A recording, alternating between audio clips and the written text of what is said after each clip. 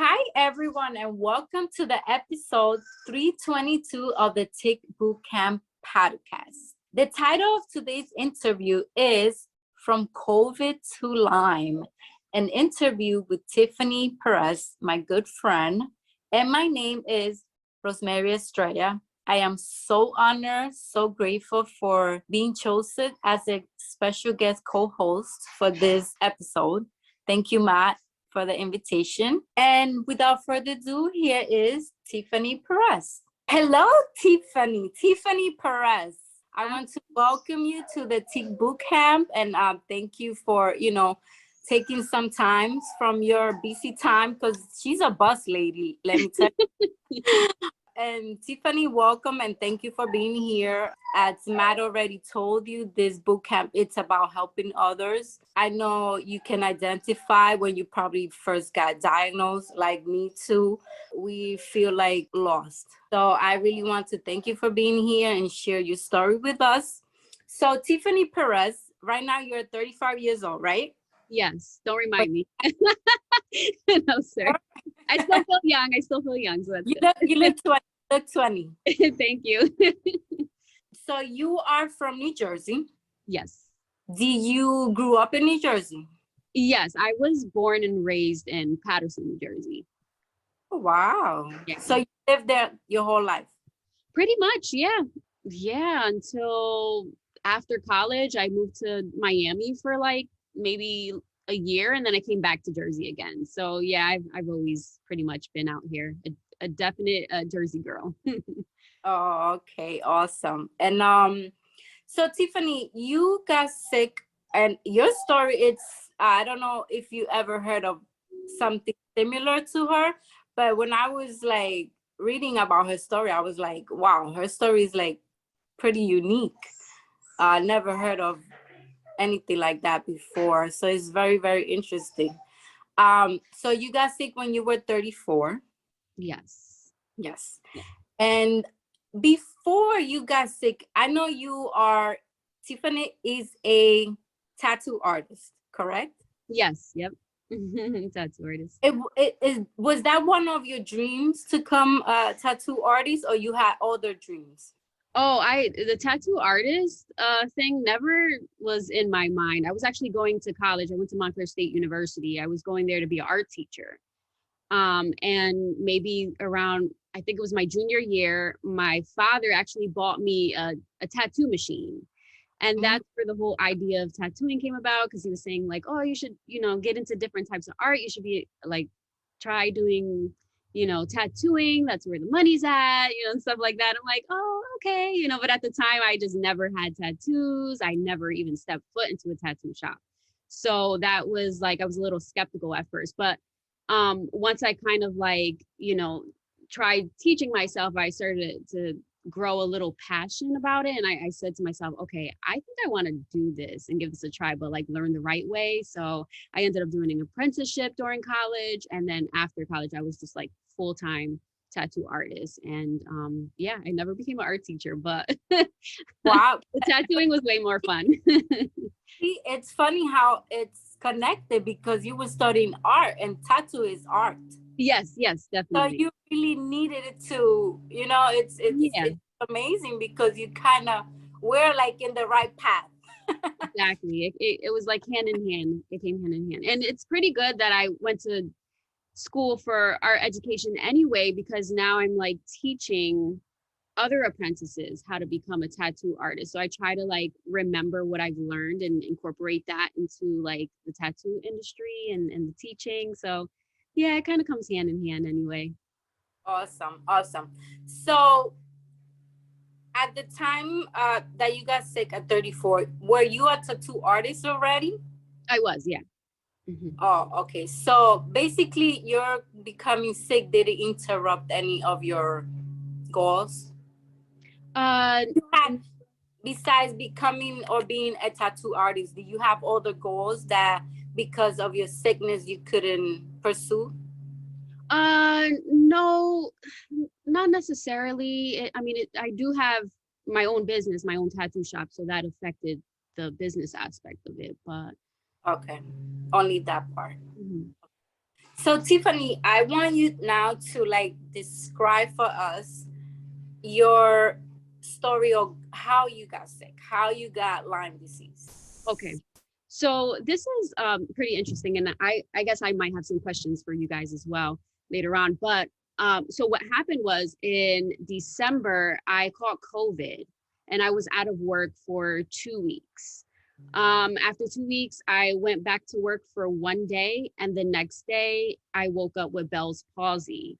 So the right side of my face was completely paralyzed. I couldn't blink my eye. I had to wear an eye patch at night. I couldn't even speak. I was slurring because my mouth was like drooping. And this was very weird for me because at the time they were saying that a lot of people who had COVID that got vaccinated Yes, having Bell's palsy. Yeah, yes. and I never was vaccinated. So I was really confused. Yeah. So that morning when I woke up and saw my face, I went to urgent care. Urgent care ended up telling me to go to the hospital because that same year I actually had a stroke. And I was, still kind of recovering from that. And they thought that maybe we should weigh out the options and, get a CAT scan and MRI and all of that stuff. So they sent me to the hospital. I go to the hospital. And I was there that was the worst experience. They were not helpful at all. They didn't do any tests. They didn't do any blood work, nothing. They just gave me a Tylenol and told me to go see my primary doctor. So the only thing that the doctor there at the hospital said is he did mention like, oh, I might order blood work to check out for Lyme. He was like, but I don't think that's what it is. And then when they were sending me home, I mentioned that because I didn't get the blood work done. They said, oh, no, he said, never mind, just to follow up with your primary. So I go to my primary doctor. He didn't test me for anything either, but he did put me on antibiotics for maybe like, I think 10 days or something like that. So he gave you antibiotics just because? Yeah, well, yeah, he was saying that, sometimes after COVID, people have lingering effects and just to give it time, but that he'll put me on antibiotics and prednisone just to kind of help with like inflammation and what I was feeling. And so I did that. And nothing was happening. I just kept getting worse. And that's where the Lyme disease symptoms really started to kick in. So I started to I felt like I had arthritis times 10 or something. I couldn't even go down the stairs. I couldn't get out of bed. But I think the worst symptoms was really the brain fog. And I felt like it was so bad that I was like hallucinating. And I got really scared to the point where I went back to urgent care again because I felt like I might not wake up in the morning the next day because it just takes over your body. You feel like it's shutting down. But long story short, I actually went to a different doctor this time around and he tested me for Lyme. And 2 days later, he called me and told me like, yeah, you tested positive for Lyme disease. Tiffany, I want to jump in real quick and ask you a question. So what's super interesting about your history is you were, and correct me if I'm wrong, you were healthy and quote unquote normal up until your early 30s when you had a stroke, correct? Technically, no. I've always struggled. I've always been sick since I was born. I was sick. And a lot of my issues though are more sinus related. I have a lot of sinus issues, always getting sinus infections, and that kind of just like messes up everything else in my body, including like the stomach because I'm always on antibiotics. So I was struggling a little bit with that. But that's the only thing. I mean, prior to the Lyme, I did feel like I was in a better place physically. But yeah, I've always kind of struggled here and there with feeling ill. Let me pose a question for you, Tiffany. This is a hard question to think about, but thinking about your history, your childhood, et cetera, we now know that Lyme disease can be congenital, meaning it's given from mother to daughter or mother to child. And the fact that you've been sick your whole life, especially with these chronic sinus infections. And I can tell you when I first got sick with Lyme disease, one of my recurring symptoms were sinus infections. I mean, many, many, many per year. And I was on antibiotics over and over and over again to the point where I'm like, this can't be good for me, right? It destroyed my gut. Exactly. And I finally been able to overcome that once I properly treated the root cause and Lyme and some other things going on in my body, viruses, et cetera. So I wonder if your body, because don't forget, 15% of the world's population has Lyme disease. They have antibodies to Lyme disease. It's when other things, whether it's stress, it's physical stress, emotional stress, other viruses, other illnesses in our body can make us become sick, right? Or become chronically sick with Lyme disease. Do you think you were harboring or managing Lyme disease possibly your whole life? And as maybe emotional stresses, physical stresses, and additional illnesses came on, viruses, things like that, it just compounded until you got sick in your 30s? Because it's interesting that you were sick your whole life, where you were getting sick all the time, you had sinus infections, and then it sort of boiled up when you were 30 years old. Yeah, that's where I'm confused, is because I never saw a tick bite or a mark on me. And then I had COVID, and I was like, literally, I was not outside at all. I was home for like over a month. So where did this whole tick bite come from? Like, so I think the virus like maybe flared it up and then it became Lyme, or, I thought about that too, because my sinuses were really bad when I first found out about the Lyme disease. And I think about all these years that I've been sick, like, was it always dormant in my body and I just never knew? And then the Lyme just kind of like really flared it up.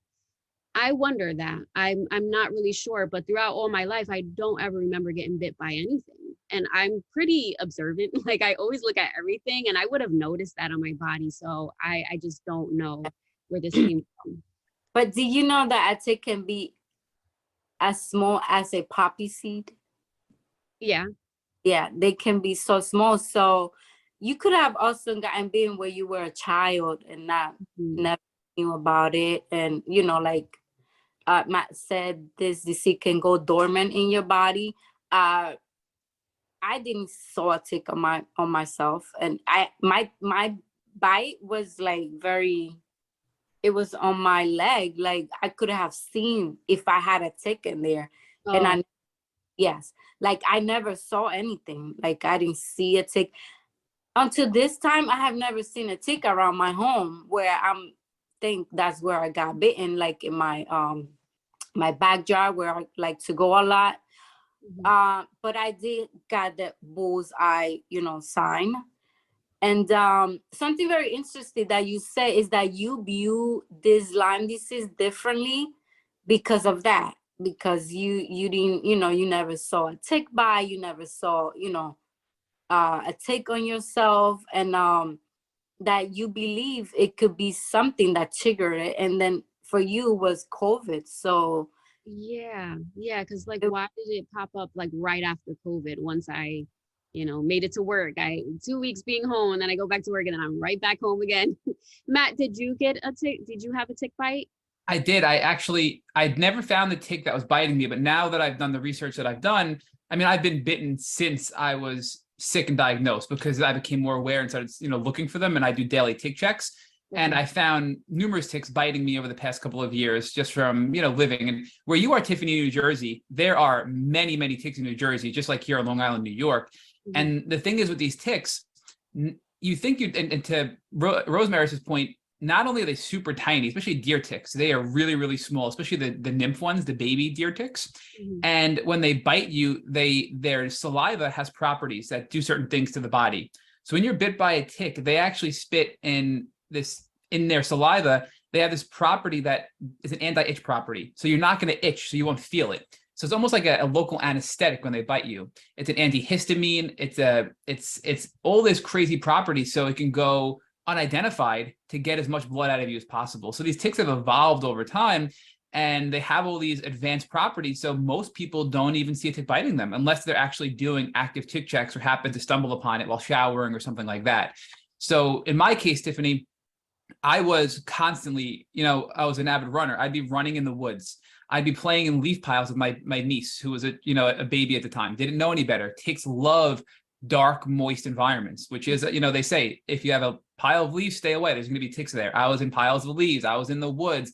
I go to the beach and run in tall grass at the beach. I was in a lot of high risk areas, but I didn't know any better about ticks and tick-borne illnesses. So I believe I was bitten many times and just didn't know it, because these ticks have so many properties to hide, and they like to go in spots, on your body that you don't really check more often. And with these properties, I mean, many, many people get bitten and don't even know it, right? But can people like well, I guess so, many, many years, like their whole life, not even knowing that they have Lyme? Or do Yeah. people usually feel some type of symptoms right away within the first week or the first month, even if it's very minor? You know, it's such a great question, Tiffany, and it varies person to person. We've interviewed over 300 people on this podcast. You are 300, I think, in 17th interview. I don't want to say that wrong. No, you are our 322nd interview. My goodness. So we've interviewed, you're our 322nd guest. And some people get bit and within days to weeks become extremely sick, right? Other people get bit and they don't feel sick until 10 years later. And there's a lot of factors that go into that. We've interviewed a lot of specialist doctors, geneticists, and your genetics play a role. Some people have genetic deficiencies, which make them more susceptible to get sick immediately from a tick bite, whereas other people don't have those genetic deficiencies. They have stronger immune systems and they can manage the Lyme bacteria. They can be sick and have the Lyme in them for decades and not get sick until something else hits them, like COVID. And then all of a sudden, boom, they get chronically ill because COVID on top of Lyme, their body can't manage it anymore, which may have happened to you, which is what I believe happened to you, Tiffany, right? So really does vary depending on your immune health, depending on if you have co-infections, because there are things like Babesia, Anaplasma, Ehrlichia, Rocky Mountain Spotted Fever, other things you can get with a tick bite. And a lot of these leaders like Dr. Rawls and Dr. Har would say, if you're bit by many ticks at once, you're likely to get sick pretty quickly. If you're bit by one tick, it may harbor for a while and come out down the road. If you're exposed to mold, which is, suppresses your immune system. So if you're exposed to black mold in your home or your office and you get bit by a tick, you're probably going to get sick pretty quickly because that mold suppresses your immune system. Mm-hmm. So there are a lot of different combinations that affect how people get sick after a tick bite. But I believe in your case, Tiffany, you were extremely healthy for the most part, managing this, right? Other than getting your sinus infections, but you were living your life, you went to school, you got your degree, you were a successful tattoo artist. Then the stroke hit you in your early 30s, which I really want to talk about more because it's super rare, in my opinion, for somebody in their early 30s to get a stroke, right? And we know from a lot of these researchers, like Dr. Alan McDonald, who's a pathologist and studies brain autopsies, right? And he studies brain samples from people that have chronic Lyme disease. And he finds a whole bunch of spirochetes, Lyme bacteria in these brain samples with other viruses and other parasites that work together to impact your brain. So if you don't treat Lyme disease, it can actually get into your brain and cause problems in your brain. In fact, just yesterday, I believe it was Johns Hopkins, and I hope I'm not wrong, but it was a big university came out with a study showing they did a functional MRI, because generally speaking, MRIs do not show good information about Lyme patients. But if you do a functional MRI, they show the differences in the white and gray matter in the brain. And they did a study of a group of chronic Lyme patients and a group of control, quote unquote, normal patients. And every single one of the chronic Lyme patients had drastically altered functional MRI results showing different activity and blood flow in their brain from the Lyme disease because it persisted for so long. And these researchers, who are really the ones, the leaders in the world researching Lyme disease, suspected this, but now they have the proof that Lyme, if it goes untreated for a long time, will get into your brain and can actually cause changes in your brain with blood flow that affect things like brain fog, like you had, right? So the biggest result of this study, Tiffany, was when you have these brain changes, the number one symptom is brain fog, pain, joint pain, things like that. And that's very common, and we're seeing those types of things. So I think as time goes on, we're going to learn more and more and more. But I don't think your stroke was a coincidence, in my opinion. I think your stroke was possibly the result of untreated tick-borne infections, maybe even congenitally. Maybe you were born with it, right? Because in New Jersey, it's just so prevalent. And then that stroke compromised your body, but you were still healthy enough to kind of fight back. Then when you got COVID, it just, excuse my language, kicked your butt, right? Yeah. And then your body, then the Lyme that was dormant all that time, and maybe your whole life, maybe 10 years, the Lyme came out and had an opportunity to play because your body was so compromised. And then you became extremely sick, is my opinion. So what are your thoughts on that, Tiffany? I know you maybe had different views coming into this podcast, but what are your thoughts based on what I just shared with you, some of the leading research, and now looking at your history? Do you think it's possible you had it longer and it just built up in your system over time? Yeah. Well, at first, it's kind of funny. I told my mother, I was like, I had this COVID, then now I have Lyme disease. Like, I'm so confused. Where did this come from? I was like, I think I breathed it in. Like, just like COVID is like man-made. I feel like this Lyme was like, I inhaled it and it made me get it, because I was just so confused as to how that happened. But then I started thinking, like, I have always been sick my whole life, and I didn't really know much about Lyme. So I'm wondering, like, if it did happen, did I get bit when I was younger, and it's just been dormant my whole life until COVID just flared it up again. But I don't know. That's why I'm glad I'm here talking to you, because I'm trying to figure it out. And then as far as the stroke thing, what you made, it was a valid point what you said, but the doctors told me that it was actually from being on birth control for a long time, or I used to take these shots called Dupixent to help with my sinuses. So they're kind of like thinking that maybe the both of them caused that. But either way, I feel like my body and my health was compromised. And then, the Lyme disease had really just had a mind of its own and just taking over completely. But I feel like, Tiffany, so it's interesting because you had sinus issues, which may or may not have been connected to Lyme. I believe they were, because it's very common with Lyme disease. Yeah. You took something to help with the sinus infections, which maybe led to your stroke, right? So you're treating the symptoms of Lyme potentially caused the stroke, which made the Lyme worse, right? And we see this often in the Lyme community, especially when Lyme goes undiagnosed, right, and unrecognized. So many people treat with these types of antibiotics. I believe they're called, fluoroquenzines, and I totally butchered the name, but basically it's a certain type of antibiotic, and when you use them, it's called, you get floxed. And what that means is your body, and this is out there, if you Google the word floxed, you'll see it's a big label on these antibiotics, like Levaquin is one of them, I believe. If you take Levaquin, it can actually cause extreme muscle weakness, body pain, and they don't know why, and they don't know how to solve it, right? But many people take these types of antibiotics when they have Lyme to either treat Lyme or treat sinus infections or things like that, and then their symptoms become amplified as a result of damage from these antibiotics. So what you're describing, again, is not uncommon. It's doctors trying to help, giving them a tool like Levaquin or giving them a tool like what you got for your sinuses, and then boom, that could have triggered a stroke, right? Or boom, that makes you feel even worse because this is like a black box warning saying, hey, in some people that take Levaquin, you get these really bad side effects. And I think that needs to be discussed more, because people don't know the risks of things they're doing when they get these treatments from doctors. And, and if I knew that, I wouldn't have done, I actually took Levaquin several times. I would have never taken Levaquin if I knew that back then, right? Yeah. So it's just really interesting. And just a quick side note also with the COVID piece of it, I know a neighbor growing up, literally my next door neighbor growing up, he totally healthy his whole life. Wife, kids, again, living on Long Island, probably was bit 1,000 times by ticks. He gets the COVID vaccine, and what happens? He develops Bell's palsy, and he loses vision in one eye. And they can't figure out why, right? So now he's going to all kinds of specialists. He's in New York City seeing the top neurologists, the top doctors. Finally, they tell him, you have active Lyme disease. They start treating the Lyme disease, and what happens? It took several months. Within several months, his vision came back and the Bell's palsy dissipated.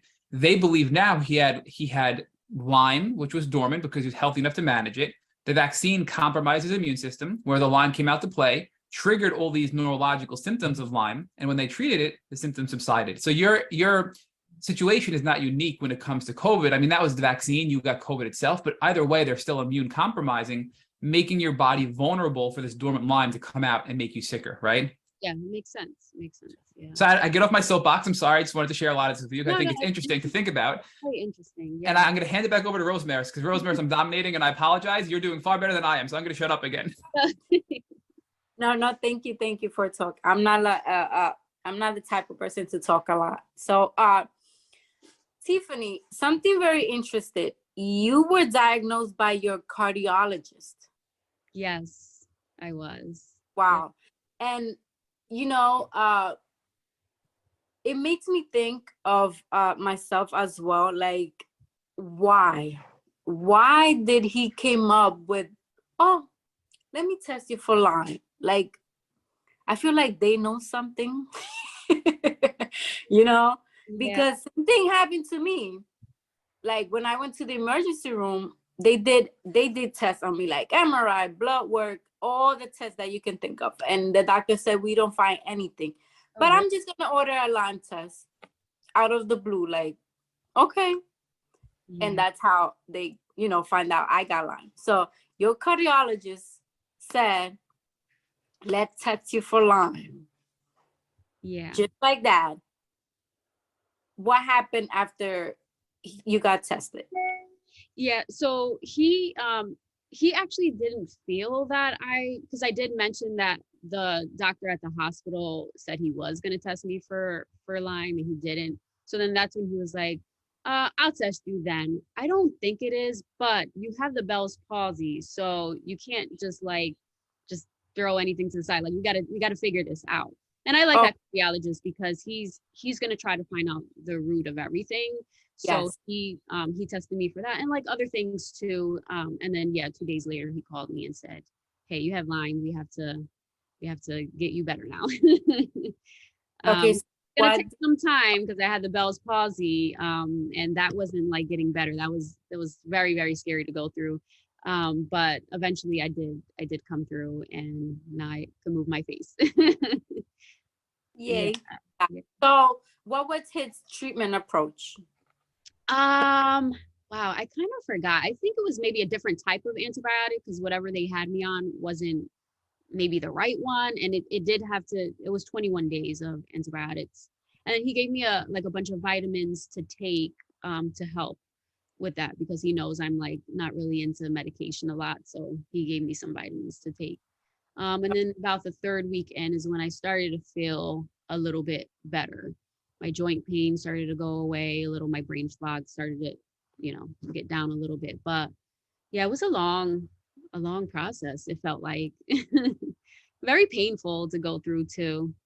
And it Yes. sucks because you're in this situation and I felt like nobody around me had Lyme. And I didn't Mm-hmm. want to put my business out on social media, but I was so desperate for answers that I, a little bit here and there. And like, if anybody has answers, please help me figure this out. But yeah, it was very depressing and hard to go through. That's why I'm glad you guys are doing this. Tiffany, can I ask? A bunch of new things. I have a question for you, Tiffany. So, oftentimes, Lyme can impact so many relationships, whether it's family, whether it's intimate, whether it's social, professional. So now, you're sick and you're diagnosed. You're sick at 34. You're diagnosed a little bit later, and today you're 35. All within the last year or so. How is this impacting your business? I guess is the first question, because you're running this awesome, tattoo, as a tattoo artist, you're running this awesome facility, and now, are you married? Are you dating? Are you, having relationships with your family, parents, cousins, et cetera? And how is it impacting your relationship with everybody? Because we know when you get sick, especially with things like you said, you had short-term memory loss, you were confused, you had neck pain, you were depressed, you were hallucinating. These are really scary symptoms. And Yeah. oftentimes people in our lives can say, maybe you're making that up. That seems a little like crazy, like all in your head, right? Or, oh, what's really going on with you? So I just talk to us about your relationships throughout this time and how they're impacted by your illness. Okay, so well, first thing was work. That messed me up a lot mentally because I couldn't work. My face was very distorted and I couldn't see out of my right eye. So obviously I can't tattoo and my eye is messed up and I can't see. So that put me in a bit of a depression. And I run a business. So I was also very stressed during this time because I'm wondering like, how are things going at the shop when I'm not there? Is it gonna fail? Am I gonna have to close?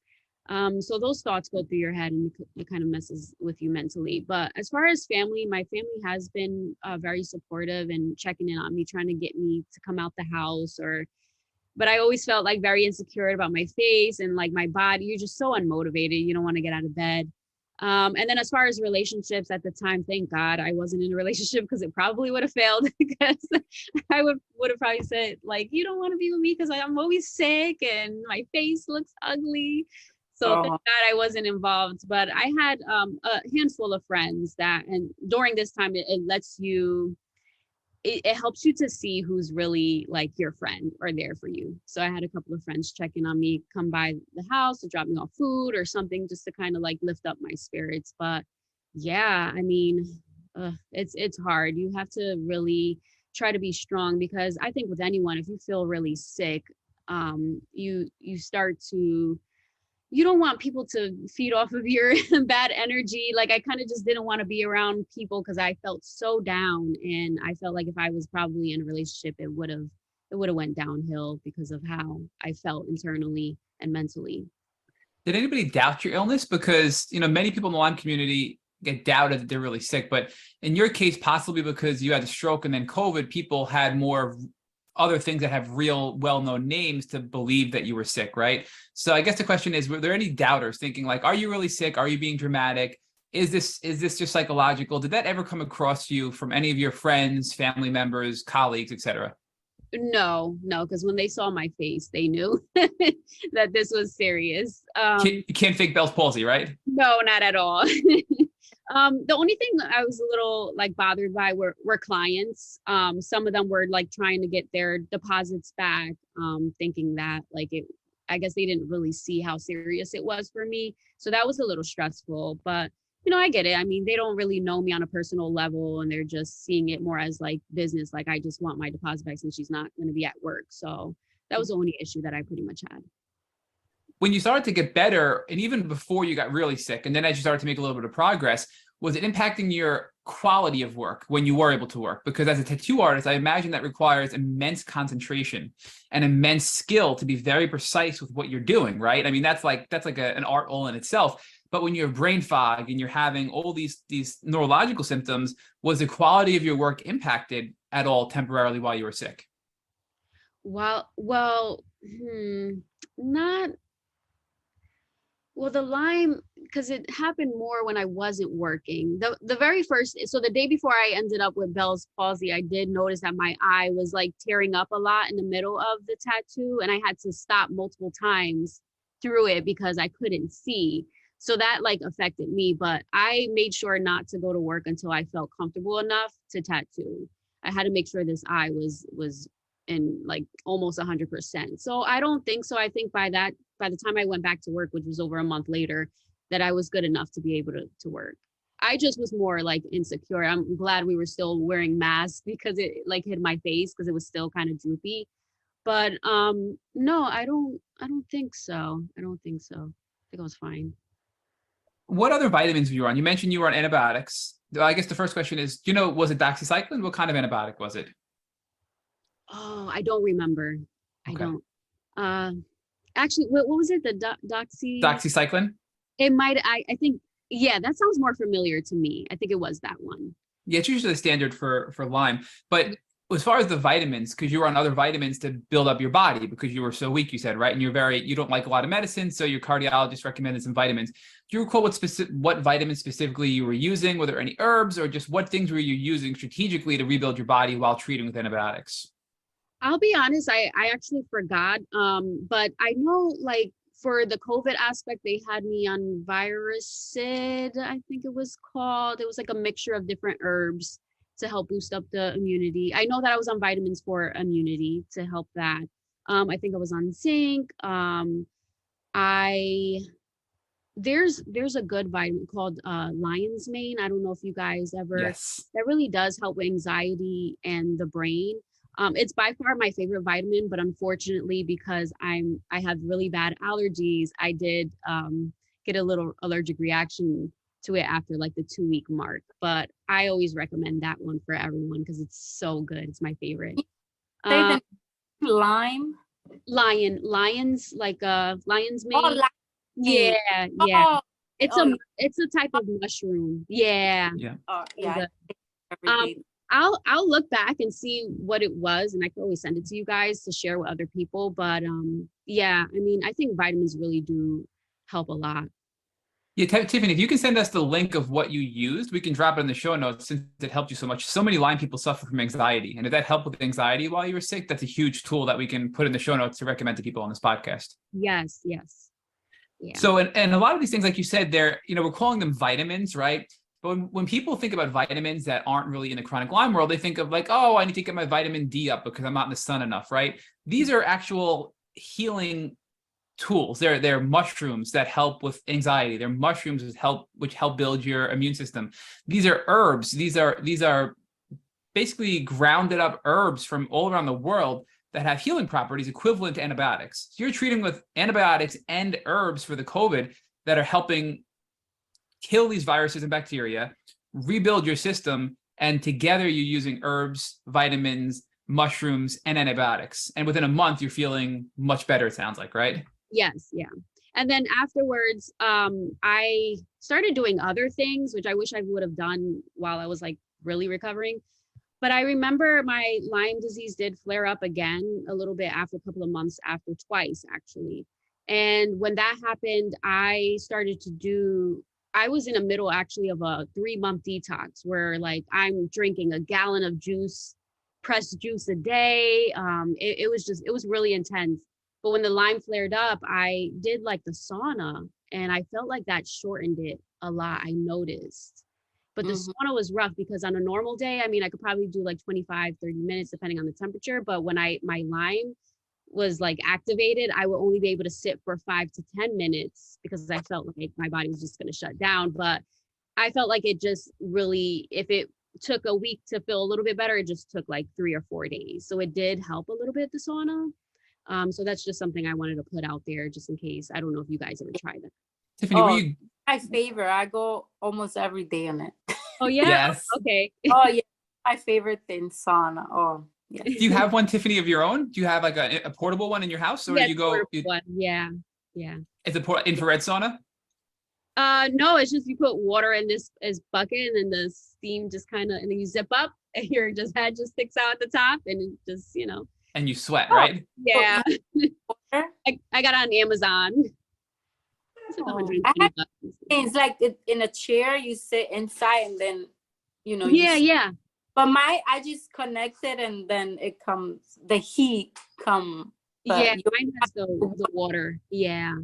Okay. Rosemary, it sounds like you have the infrared sauna, and both have been helpful. We've had people tell us they've used both, and these studies show that the heat, whether it's infrared sauna or whether it's the water, right, and that type of sauna, the heat actually helps your mitochondria, which are the powerhouses of your cells, and they actually can help you fight off infections and fight off viruses, right?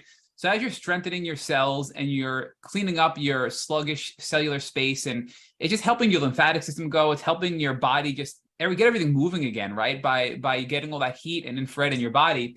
So it's also helping you detox. So whatever toxins you have from the environment, it helps you get rid of all that. So these saunas are really powerful tools to help you feel better with a variety of symptoms.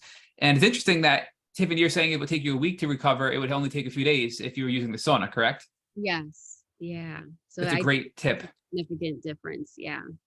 And I do want to, so I want to come back to the detox in a second, but I also want to talk about the steroids. I'm going to back up a little bit because you were first put on steroids when you had the Bell's palsy before your Lyme diagnosis with your cardiologist, right?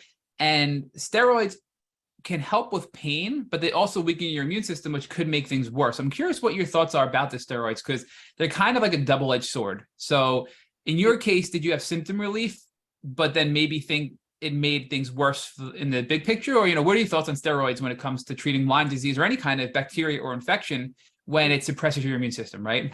So prednisone is like a cousin of mine. They always give me prednisone because I suffer from a lot of sinus infections.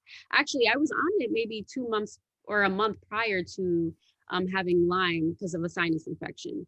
So it's really bad. If you're on it a lot, it does it makes your immune system weaker because it's almost like dependent on that. So I do feel like it's the best thing to help me feel better really quick, but I'm trying to avoid it because it does wreck your immune system, especially if you're on it long term. I've even been on it where it has made my hair fall out in like clumps because I remember I had a really bad sinus infection. They had me on it really long and my hair was just coming out, and there was just a lot of like side effects that just ruined me. So does it make you like, because sometimes people get like angry or rage, right? And Lyme rage is a thing also. When you have neurological Lyme, people get what we call Lyme rage, which is like this anger from Lyme disease. So do you ever have any like sort of like unusual bouts of rage that you think could have been contributed to either the steroids or Lyme? Yeah, maybe the steroids, but it's more of like when I'm tapering off of them that my body is just trying to get back to normal, and I have like a little, I get a little irritable. But I do notice like when I first get on it, it does make me have so much energy. And I feel like I'm able to think more clear. And then when I'm tapering off, that's when all the bad things happen. Hair falling out, irritable, emotional and depressed. Like those things happen when I'm tapering off of prednisone. So like you said, double F4, which what do we choose here? Yeah. Something cure a thing, but then it's like you get other millions of side effects. Yeah. So it really does suck. So Tiffany, it seems like you didn't have to do well, compared to me and other Tick Boot Camp podcasts that I heard, you really didn't have to do much to get better. And I think that's, that's awesome. I mean, although you say you've been sick all your life, you seem to have a pretty good, strong immune system, because all you did was take vitamins, antibiotics, steroid, and that's it. And then you got better, and then you just started doing like the sauna. And you said Electron Plus. Can you explain what's I never heard of that? Can you the acupuncture? Electron Plus? It might have been the acupuncture. So I had to do acupuncture where they put like electrical currents at the end and mix their face. And so they were doing that for my immune system, my stomach, and my face. And I think it helped just a little bit. It's just overall, it takes a really long time. So I was doing that for about a month, and then I stopped. But anything that was going to help me to, and again, Matt, you kind of mentioned about the nervous system. I think that's important to get under control. I didn't know much about nervous system until after this and how important that is. But I was trying to do things like that can help me on that level, whether it was yoga or eating better or meditating or anything like that to kind of help. But as far as Lyme, it seemed like everyone that I went to didn't, or even spoke to that didn't have Lyme though. Nobody knew what to really do to kind of cure it or help it. So all I ever knew, and I'm not sure if you guys were on anything else, but was to just be on antibiotics and wait for things to just get better. Is there anything else that you guys have been on or had to do to make you better?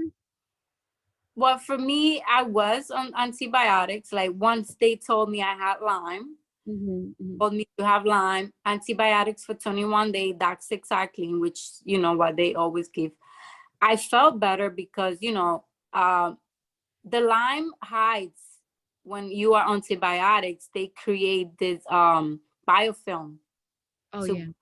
Yes. So you're going to feel better. And this happens to a lot of people while they take antibiotics, they feel better. But then once you're done, which happened to me, I started getting sick again. There's a lot of people go on antibiotics for years because it makes them feel better. But at the end, they are destroying their gut flora, their immune system. They are doing a lot worse. So they might feel better for a little time.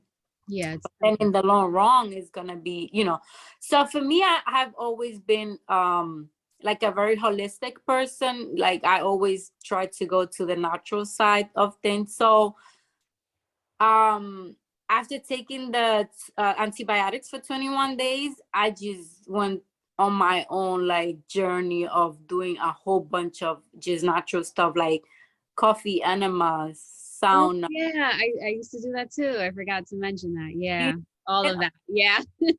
Yes. Like the juice, like you said, I took and always take oil of oregano, which is a very strong natural antibiotic. And like a whole bunch of, I just did my own protocol.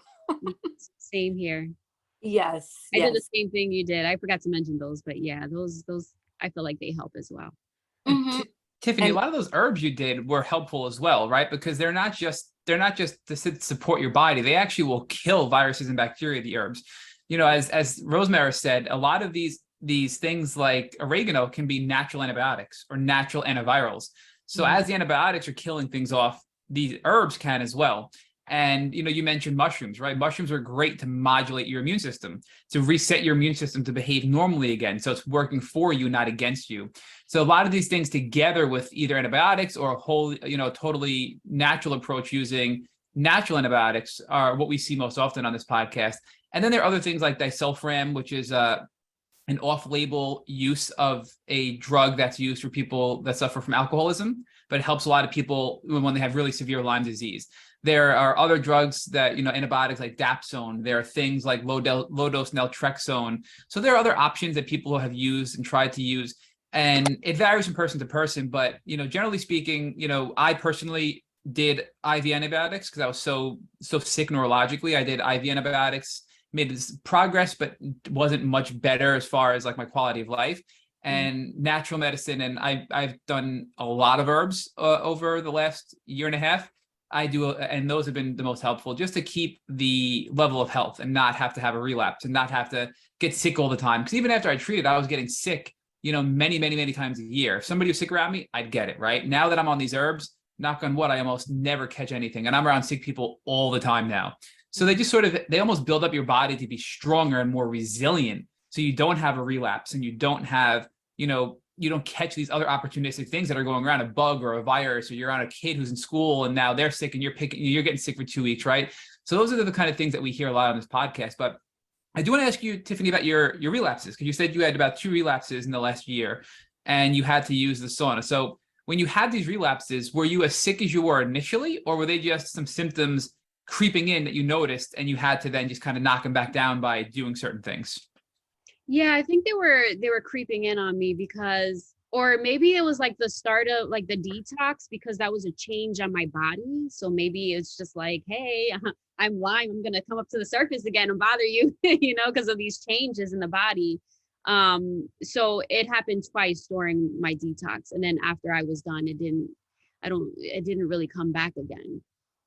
So I think when your body is under stress or change, that's when things kind of like stir up a little bit.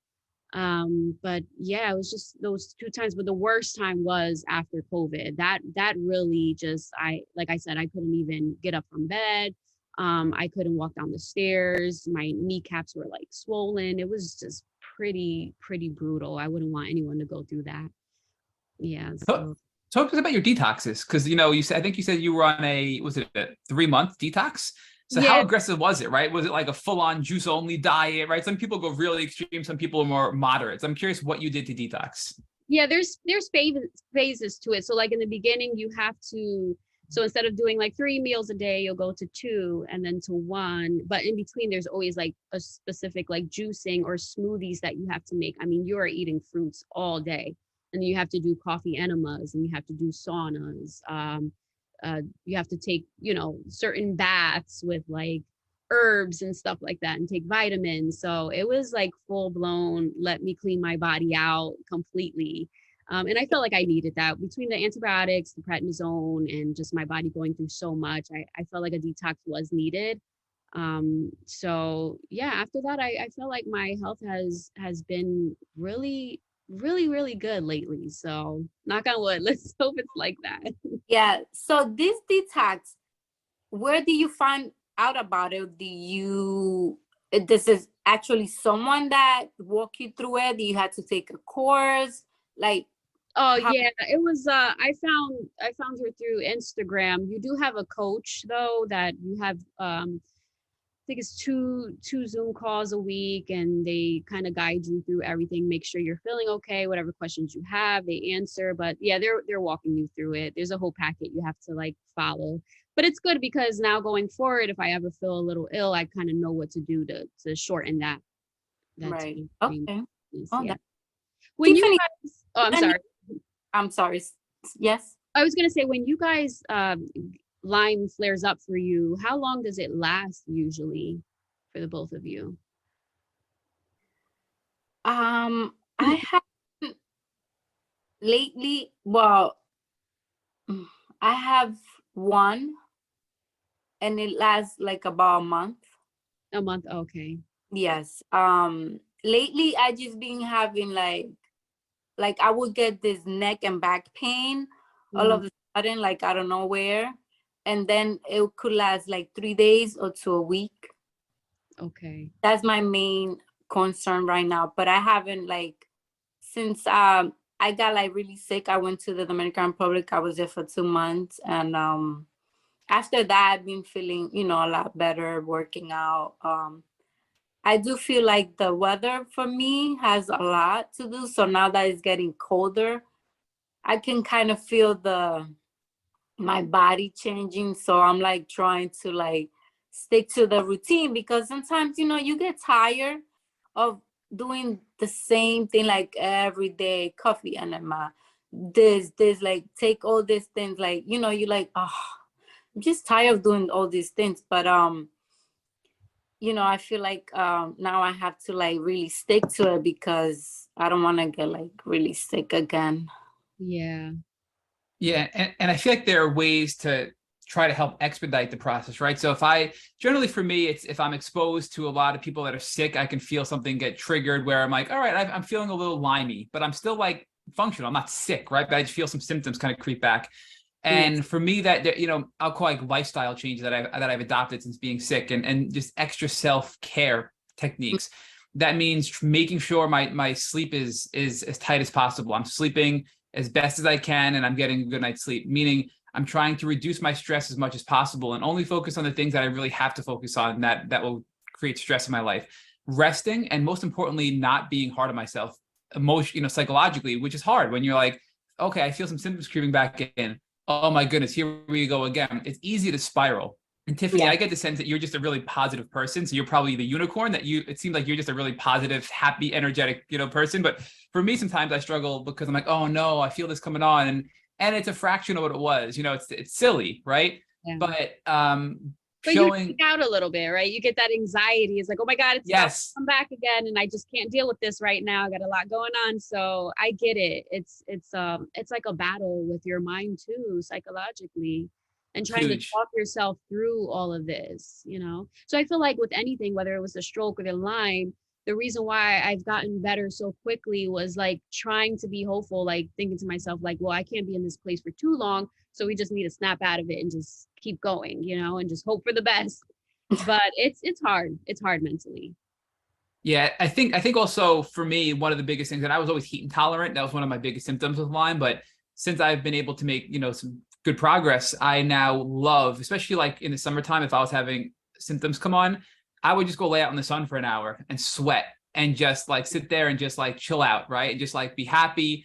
And the positive impact that had on my symptoms was insane. Just be laying out in the sun, coming back in, taking a shower, and just trying to be happy. It's just, for me, that was a really nice technique. And I think, again, you're sweating, you're detoxing, you're getting blood flowing, you're activating your mitochondria. There's so many studies that talk about grounding and the impact that the earth has on you and your mood and your physical ability to heal.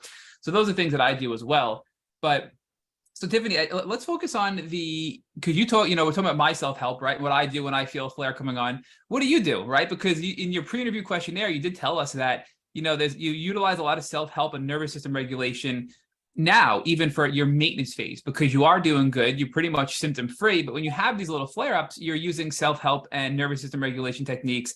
And obviously you do detox things on and off. So what does that mean to you when you say self-help and nervous system regulation? Does that mean mindset? Does that mean mantras? Does that mean brain retraining? Give us a little more detail on that. I think it's a little bit of everything.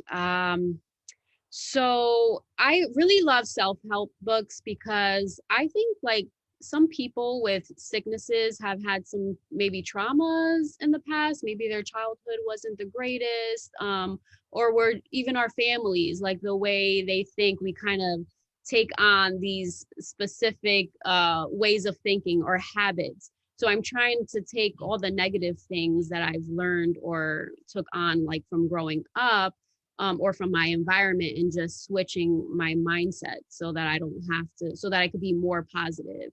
And then even with the brain, I mean, we have the control to be able to even heal ourselves by just the way we think. That's really hard. So that's something I'm still like working on. And then just putting myself first. I think I live a very stressful life because of being a business owner.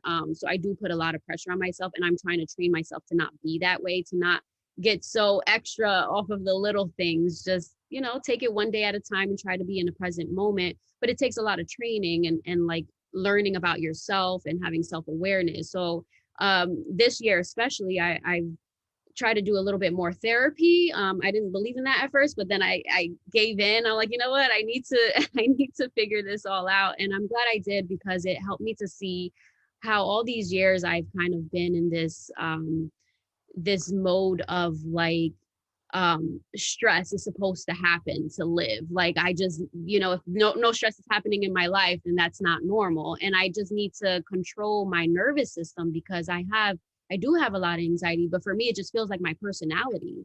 I don't show it as much, but internally, if people just knew how my heart is always racing and how my mind is like all over the place, and they would know like, this is not normal. We have to be able to control this, because when your nervous system is out of whack, that's when you get more sick. That's when you can't fight off diseases. That's when you fall into depression, anxiety. So I'm till this day, you know, trying to just work on controlling my nervous system, trying to remain calm throughout the chaos, and just work on me mentally so that everything just kind of flows and falls into place. Because if you get that under control, then your sicknesses kind of like dim down. Tiffany, give us an example, right? Because I think almost everybody listening to this podcast can appreciate the fact that Lyme puts you into fight or flight with your nervous system. And you have all these wild thoughts and these crazy scenarios. And when you start to come out of fight or flight, you realize how irrational they are, because when you're in rest and digest and you have a normal nervous system, you can realize how irrational your thoughts were when you were in fight or flight. But when you're there, you really can't even recognize it, right? Yeah. So I'm just curious, like for me, I know I can, you know, in my own personal experience, I can share some examples, but I want to know for you, Tiffany, give us an example of a way you reacted with stress and anxiousness to a situation that you probably overreacted to.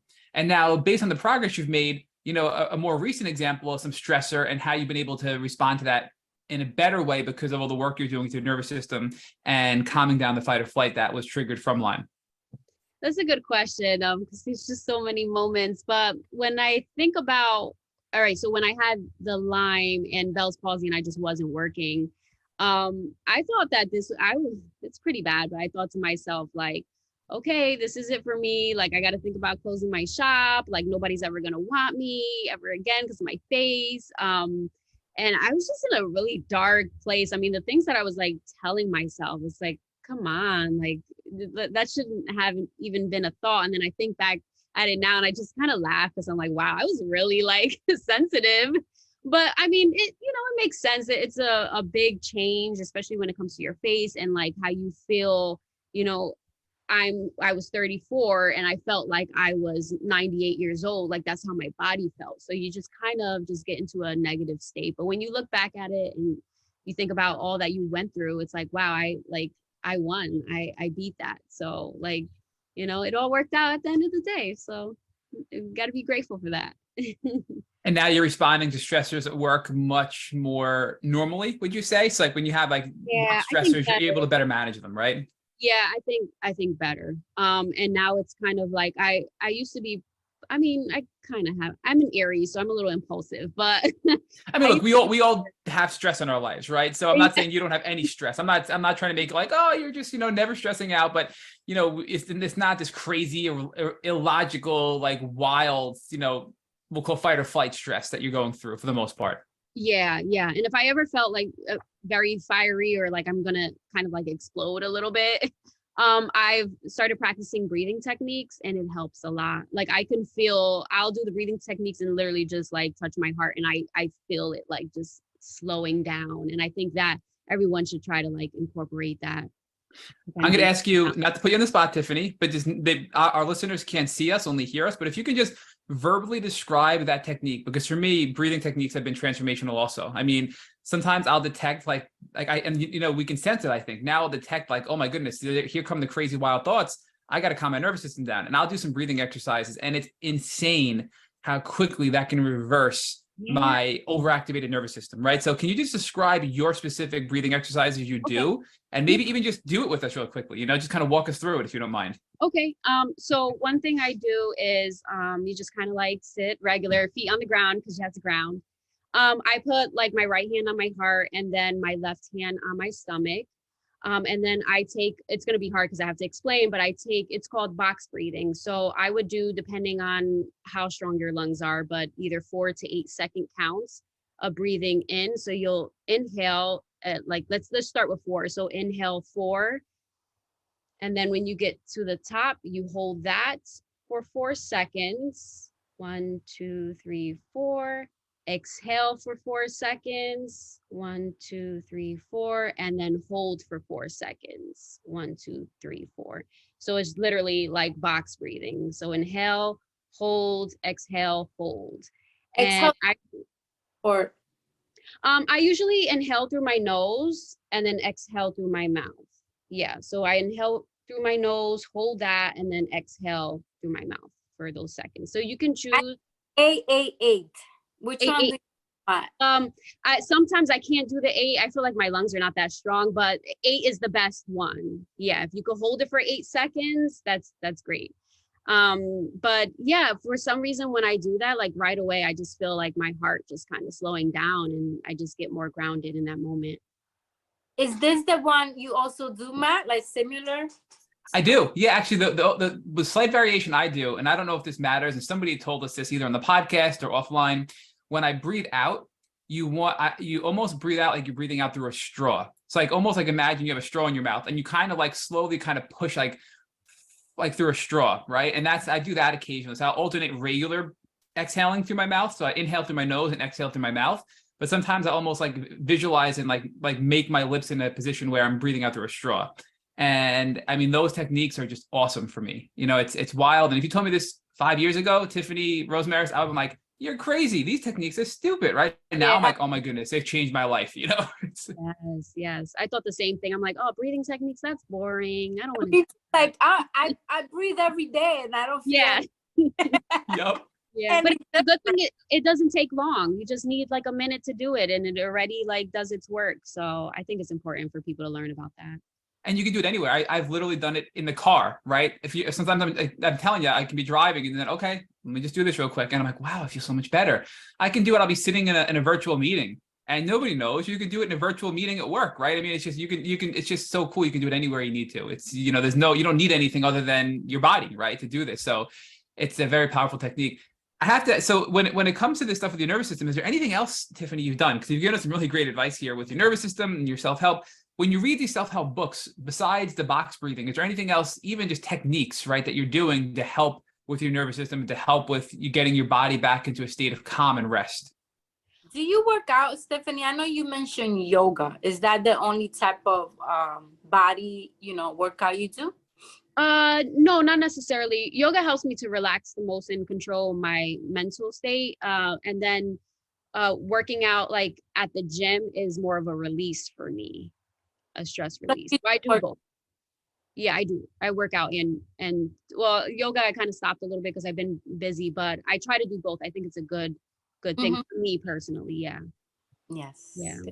And then Matt, as far as like what I've learned, like for self-help, I mean, the brain is so amazing, but sometimes it sounds crazy, but sometimes you have to, like, when you have these thoughts in your mind or they're just out of control, you have to talk to it like it's almost someone else in your mind.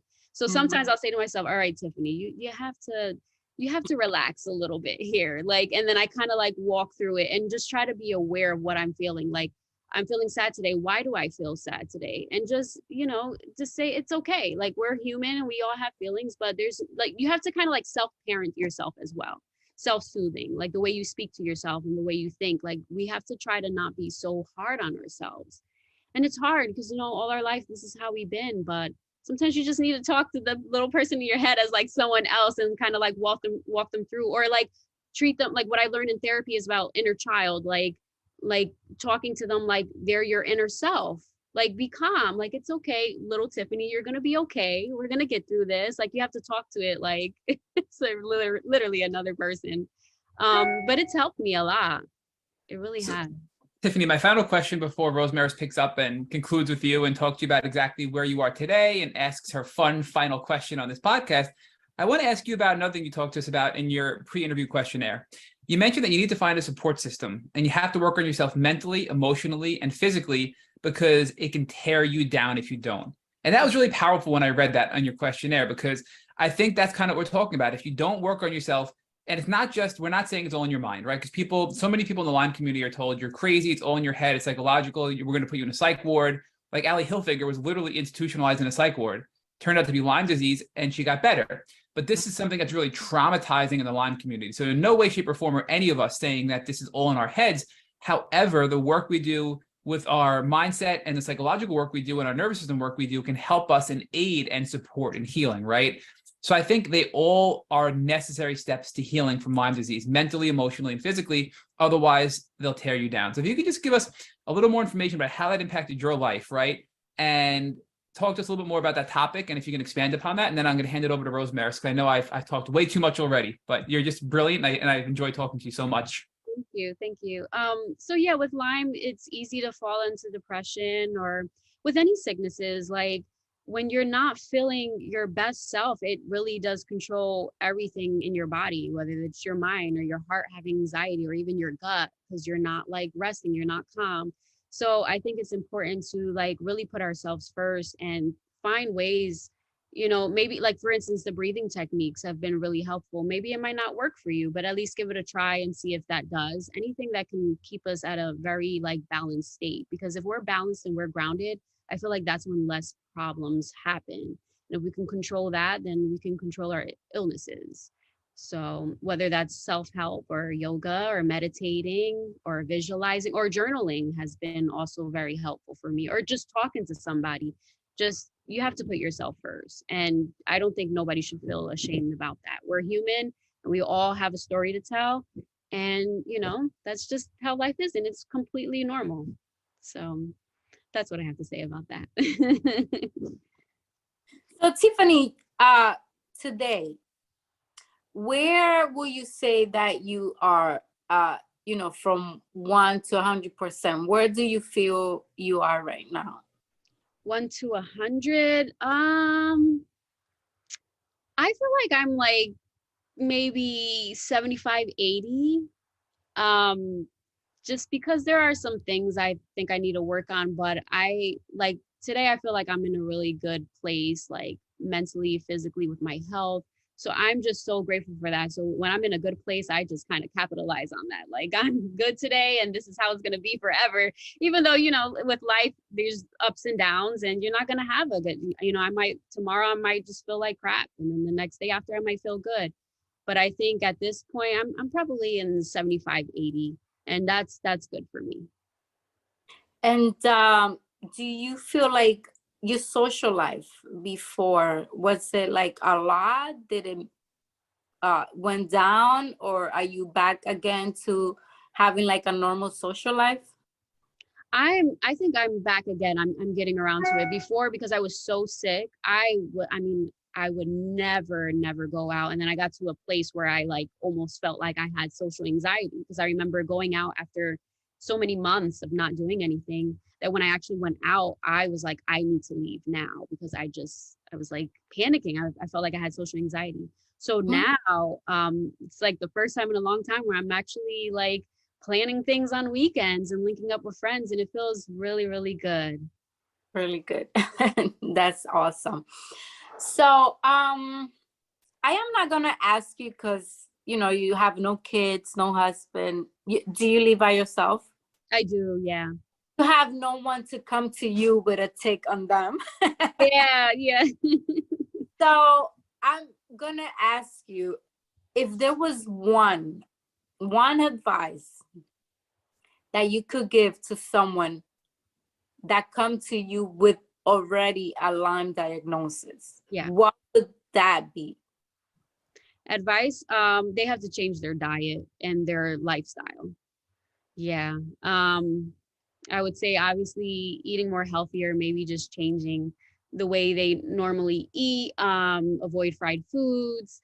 I would, encourage like coffee enemas and a ton of vitamins. And of course, I would tell them this is going to be a difficult journey psychologically. And just know that there are people out here that want to help, like you guys.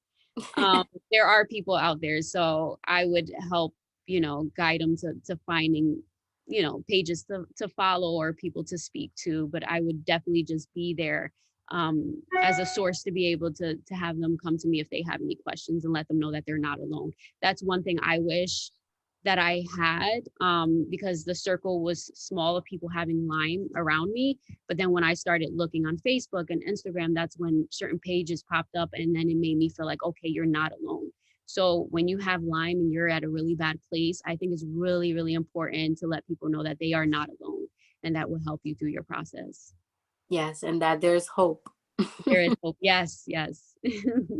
Well, Tiffany Perez, Rosemary, I called you Rosemary. I'm sorry. Rosemaris Estrella. Everybody knows I butcher names, so I apologize in advance. But yes. Rosemaris Estrella, Tiffany Perez, thank you so much for joining the Tick Bootcamp podcast and teaching me so much. And I know you're going to teach thousands of people so much who listen to this podcast. So again, thank you both for taking time out of your busy days to come on the Tick Bootcamp podcast. Thank you. And thank you for having me. I appreciate it. Thank you. Thank you, Ma, for giving me the opportunity to be here as a co-host. I am honored. Thank you so much. And it is a pleasure to help others because we know how difficult this can be. Yes. Thank you everyone for listening to our Tick Bootcamp interview with our guest, Tiffany Perez. To our listeners, we have all call to action. First, if you would like to learn more about Tiffany, please check out her Instagram at Tiffany Tattoos with a Z. Second, if you have enjoyed this episode of the Tick Bootcamp podcast, please share it with your friends on social media. We will greatly appreciate it.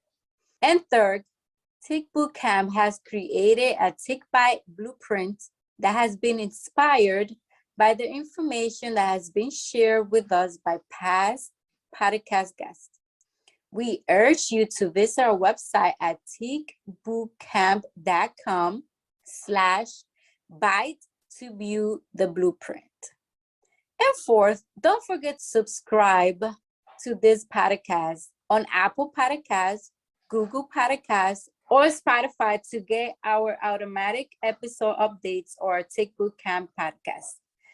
Please take a minute to leave us an honest review on your podcast platform of choice. And finally, if you would like to search our podcast library over 300 episodes, subscribe to our email list, or share feedback, please visit our website at tickbootcamp.com. Thank you as always for listening.